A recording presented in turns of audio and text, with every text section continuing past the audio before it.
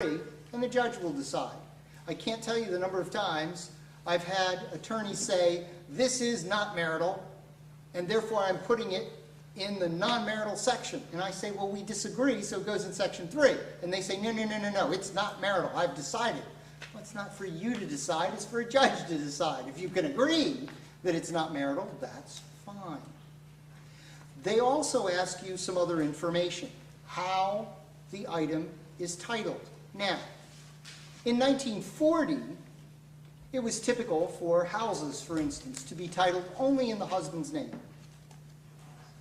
And way back when, the owner was the person on the title. That's not true anymore.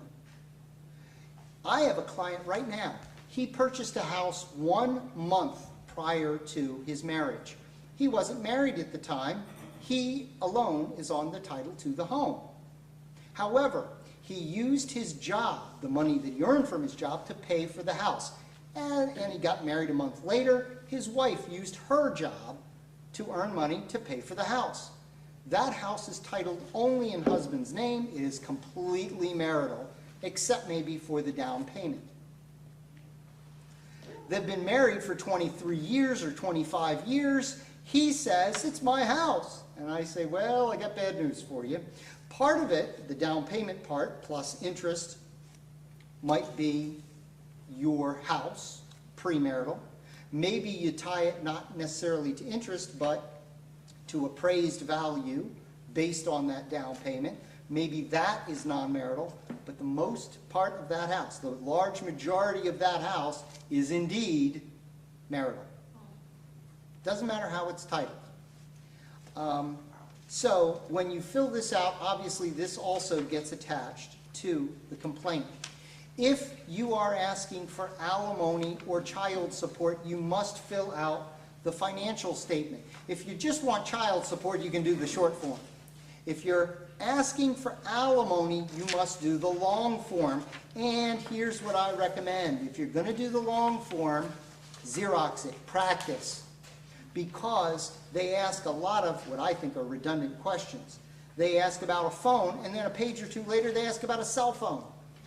There might be 2 different phones, yet it might be all the same thing. So read it over, look at it. In the long form, it asks, what do you pay and what do your children pay? And a lot of times that's in context of rent or mortgage. Well, if you have 1 child are living in a house, the mortgage is $1,000, you might attribute $500 to you and $500 to your child, that's fine. It may or may not be appropriate in any given case, and that's something that is also important.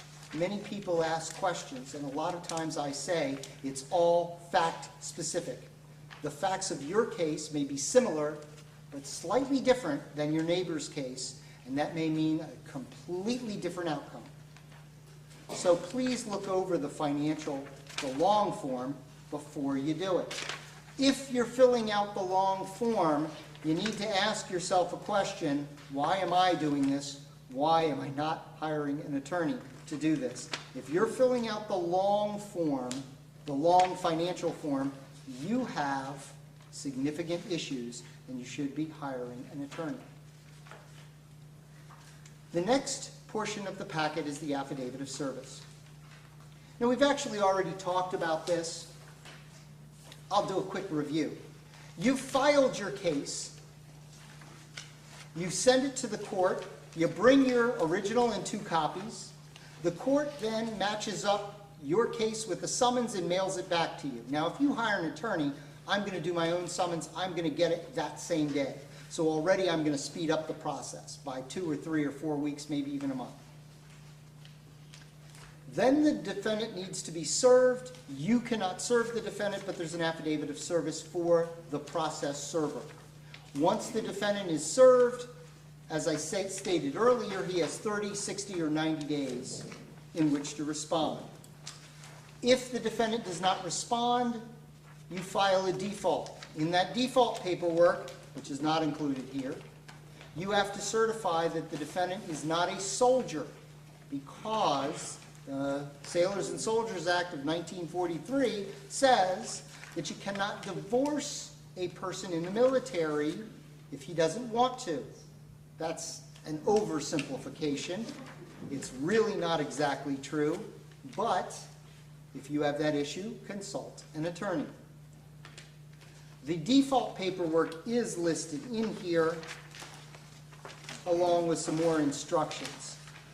However, I can't tell you the number of people that run into lots of different problems.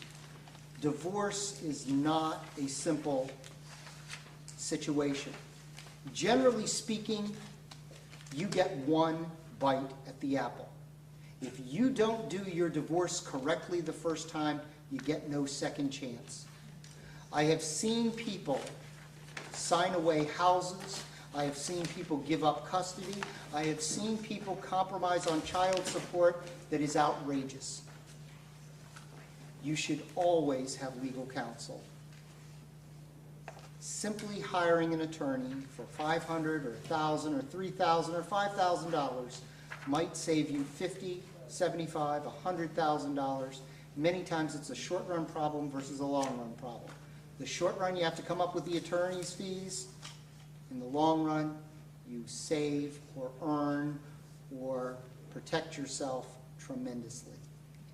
These are complex issues, and you should get professional advice. Again, my name is Bruce Desimone, D-E-S-I-M-O-N-E. I'm available in Bowie at 301-918-0034, or you can reach me on the web at marylandlawadvice.com. Maryland is abbreviated, mdlawadvice.com. And again, my phone number is 301-918-0034. I'll be happy at this time to take individual questions.